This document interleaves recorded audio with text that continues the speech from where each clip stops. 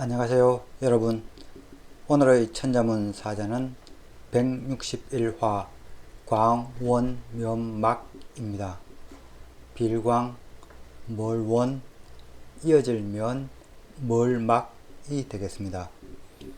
우리는 지금까지 악종항대, 선주운정, 안문자세, 계전적성, 곤지갈석, 거야동정 등을 통해 역대 황제들이 찾던 대륙의 높고 낮은 영산들과 대륙을 지키는 장성과 요새, 뛰어난 경치를 자랑하는 대륙의 산정호수와 산정암석, 그리고 웅장한 대담호와 거대 늪지대 등에 대해 이야기했습니다.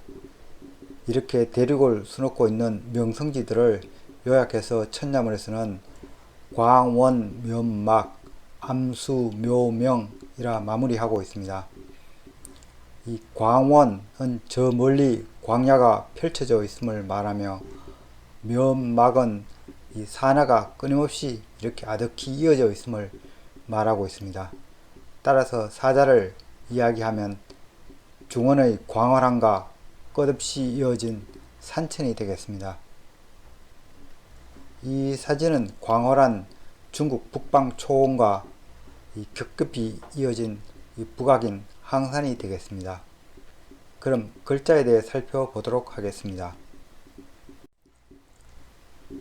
먼저 빌광을 설명드리겠습니다. 이 자는 나릴과 넓을 광의 합자로 되어 있습니다. 나릴은 해를 그린 상형문자입니다. 이 각골자형은 끌고 새기는 이 각골의 서법 때문에 둥글게 쓰지 못하고 이렇게 각지게 그려졌지만은 건문은 둥근 해가 잘 표시되어 있습니다. 하지만 소전으로 와서는 이 서체가 정형화되면서 다시 이렇게 각지게 변화됩니다. 이 나릴의 의미는 해, 태양, 그리고 해가 뜨는 것은 하루가 시작된다 해서 하루를 의미하며, 또 해가 뜬 시간을 뜻하는 이 낮 시간이란 그런 의미도 있습니다. 넓을 광은 각골자부터 있었던 아주 오래된 자형입니다. 넓은 방을 뜻하는 이 집엄자와 이런 누른 이삭을 뜻하는 이 누를 황자의 합자이므로 이 갑골자형은 추수한 이삭을 모아둔 곡식 창고를 그린 자형이었습니다. 그러나 이 자는 공간이 넓다는 의미로 주로 쓰이게 됩니다. 그런데 건문으로 오면서 이삭을 그린 이 누를 황이 이 누런 복식을 한 황제의 형태로 그려지게 되면서 자형의 해석이 달리 되었습니다. 즉 왕이 사는 큰 궁궐이란 그런 의미로 크다, 넓다는 뜻으로 받아들인 것입니다. 넓을 광은 그 의미가 넓다, 넓히다이며, 또한 마음이 넓다 그런 뜻도 있어서 너그럽다, 도량이 넓다는 뜻도 있습니다. 빌광은 이 넓을 광에 나릴이 들어간 형태입니다.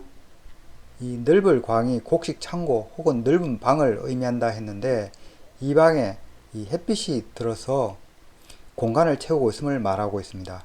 따라서 이 자는 텅 빈 창고를 의미하며, 그래서 그 뜻이 비다, 비우다, 공허하다, 탁 트이다 이며, 또한 이 빛이 들어서 이 밝다 그런 뜻도 있습니다. 한편 이 배우자가 없어가지고 옆자리가 비어있는 호라비도 이 자에 빗대어서 이 자가 호라비라는 그런 속뜻이 있기도 합니다.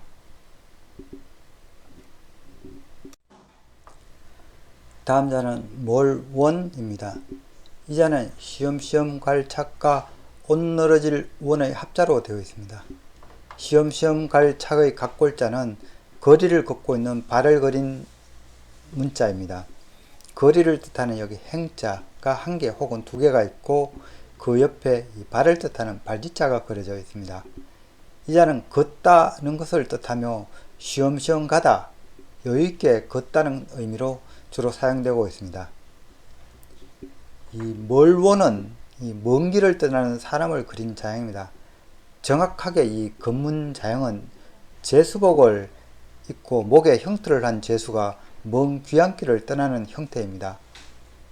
자형은 길을 걷다는 의미나 거리를 뜻하는 이 행자와 이 아래 발짓자가 밑에도 있고 위에도 있어서 계속해서 오랫동안 걷는 걸 의미하고 있습니다. 그리고 이 오디자는 이 죄수복을 뜻하며 이 둥근 원은 이 목의 형태를 의미하고 있습니다. 그래서 이 몰원의 처음 뜻은 귀양가다, 추방하다 였습니다. 그러나 이 귀양지는 아주 먼 오지였기 때문에 이 자는 주로 멀다, 멀리 가다는 의미로 더 많이 쓰이게 되었습니다. 그리고 멀다는 뜻은 깊다, 시간이 오래다 등으로 그 의미가 발전이 됩니다.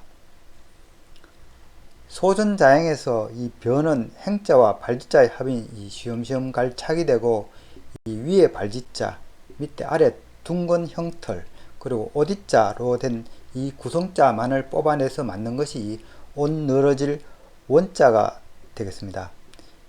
이는 발걸음이 늘어지듯 이 옷이 늘어난 것으로 풀이가 된 것입니다. 그런데 사실 이 자는 이 옷이 늘어지다는 의미보다는 이 늘어지는 것이 대를 이어 나가는 것과 비슷하다고 보아서 성시로 채택이 되어서 성시원으로 더 많이 사용되고 있습니다. 한편 이 늘어질 몰원과 비슷한 구조의 한자로는 이 슬플 애가 있습니다. 슬플 애는 상복을 입은 사람이 곡을 하는 것을 그린 것입니다. 이 건문을 보면은 이 오디자가 있고 이 옷은 상복을 의미합니다. 그리고 안에 입구자가 있는데 이는 곡소리를 뜻하는 것입니다. 그래서 이것은 슬픔을 나타낸다 해서 슬플 애자가 되겠습니다. 이 건문에서 이 몰원은 소절로 넘어가면서 이 자행이 조금 다르게 해석이 됩니다. 그건 이 오디자 안에 이 둥근 원을 뭐로 해석하는 거냐 하면은 이 해로 본 것입니다. 해가 아침부터 저녁까지 쉬지 않고 먼 길을 가는 것이라고 생각한 것입니다. 그래서 이 소전자형은 이 건문 형태와 비슷하지만은 세부 구성자가 다르게 표시됩니다. 목의 형태를 이 해가 되었고 이 옷은 아래 위로 이 불화자가 되었습니다. 즉 활활 타오르는 해가 이 하늘을 쉼없이 이렇게 가는 걸로 그린 것입니다. 그래서 이 자는 오늘날 그 의미가 몰원이 아닌 몰요입니다. 몰요는 북쪽 먼 오지를 가리키는 말이었습니다. 그러다 보니 이 북쪽 오랑캐인 요나라를 뜻하는 자가 이 요자입니다. 요나라는 거란족이 세운 나라입니다. 다음 자는 이어질 면 또는 이 손면자가 되겠습니다. 이 자는 실사자와 여기 비단백의 합자로 이루어져 있습니다. 실사의 각골자는 이 섬유를 꼬아 만든 실을 그린 자형입니다. 이 형태가 거의 그대로 오늘까지 이어져 오고 있습니다. 실사자는 실을 뜻하며 가는 실의 형태에서 가늘다, 아주 적다는 그런 뜻도 있습니다. 비단백은 이 흰 천을 나타내는 자형입니다. 각골자를 보면 이 흰 알곡을 뜻하는 이 흰백자와 이 천을 뜻하는 이 수건근의 합으로 되어 있습니다.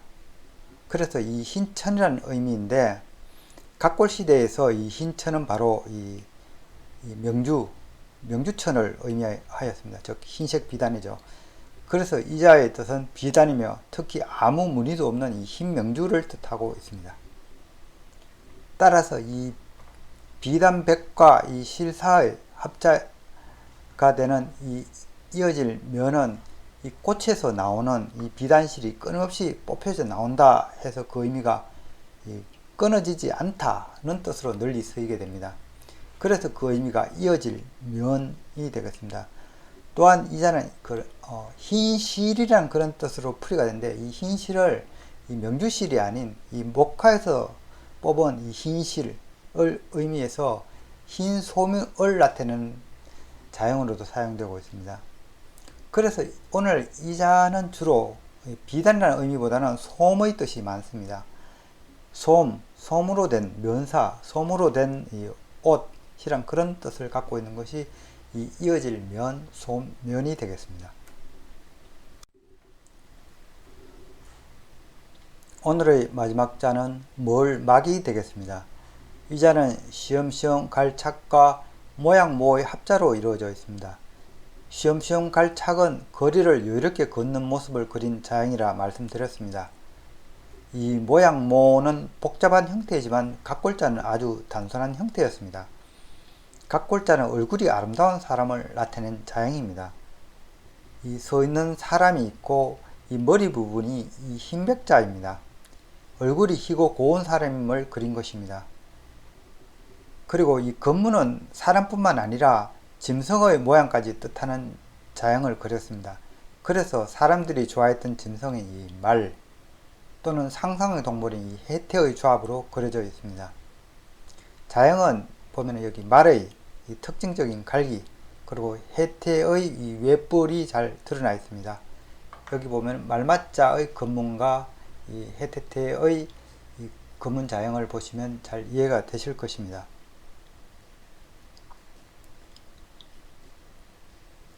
그런데 소전은 이 각골자와 건문의 이 복합적으로 참조해서 그려지고 있습니다. 이 말맞자의 건문과 형태는 비슷하지만은 다른 이 벌레치가 여기 들어앉게 되었고 이 해태처럼 여기 외뿔이 달린 듯한 이 머리가 얼굴이 흰 사람이 그려진 형태입니다. 혹은 더 나아가 이 머리가 강조된 이 사람을 뜻하는 이 머리혈로 이 백면서생이 그려지기도 합니다. 그래서 오늘날 모양모는 이 각골자가 그대로 내려온 이 형태의 모양모가 있기도 하고 또는 이 머리혈이 들어간 이 모양모가 있기도 하며 이 해태와 이 말의 합자 형태가 이 나중에 굳어진 이 형태가 모양모가 되기도 합니다. 하지만 이 자가 가장 많이 쓰여지고 있는 것 같습니다. 또한 이 자는 사실은 이 백면서생이 이 말을 이 등에 타고 있는 형태이므로 그 의미가 길들이다, 다스리다 그런 뜻도 있기도 하고 속도서로는 결국 이걸 말을 타고 가다 그런 의미도 있다 하겠습니다. 한편 이 소전 자형을 또다시 해석하면은 이 백면서생이 이 벌레나 이 짐승을 본떠서 그린다로 해석이 가능합니다. 그래서 이 자는 짐승을 모사하다, 본떠다는 뜻을 갖게 되어 이 모사할 막으로도 불리웁니다. 소전에 그려진 이 짐승 자형은 사실은 이게 벌레치입니다. 원래 모양모에서 건문의 형태, 이 해태에서 사실은 이게 넘어온 자연이라고 사람들이 생각했기 때문에 이 자는 이 벌레치 외에도 이 해태태라고도 이렇게 불리웁니다. 그러나 해태라고 불리우기는 이 해태의 특징적인 이 외뿔은 보이지 않고 있습니다. 그래서 이 모양모에서 이 백면서생이 이 말을 탄 게 아니라 이 벌레를 지금 보고 있는 거다라는 그런 해석이 가능합니다. 그래서 벌레를 보듯이 한다고 해서 업신여기다, 경시하다는 그런 의미가 이 모양모에는 또 있기도 합니다.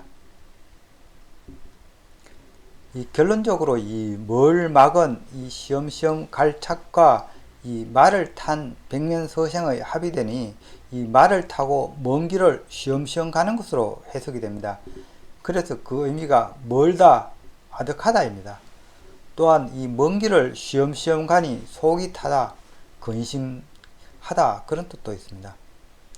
한편 이 소전 자형을 자세히 보시면은 이 벌레가 시험시험 가는 걸 이 백면서생이 본다고 해석할 수도 있습니다. 그래서 이 자도 역시 업신여기다 그런 뜻을 갖고 있습니다.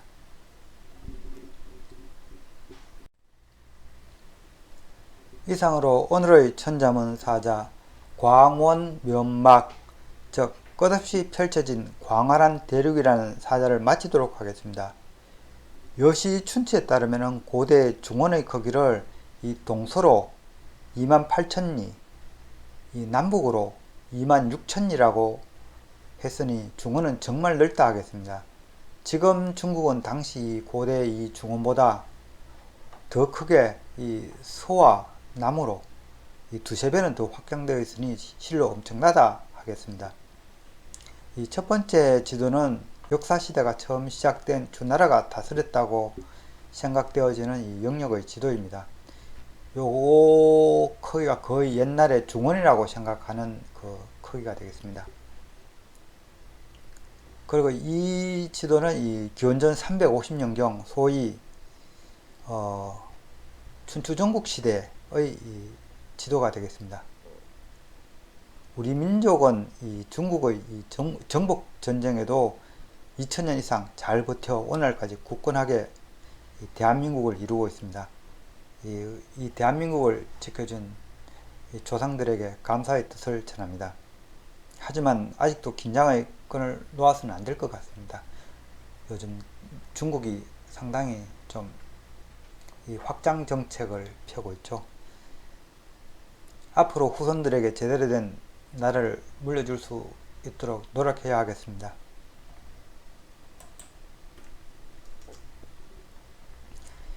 이 사진은 남한강과 북한강이 만나는 이 경기도 양수리 일대의 물안개 사진입니다. 참으로 멋진 나라 같습니다. 시청해 주셔서 감사합니다.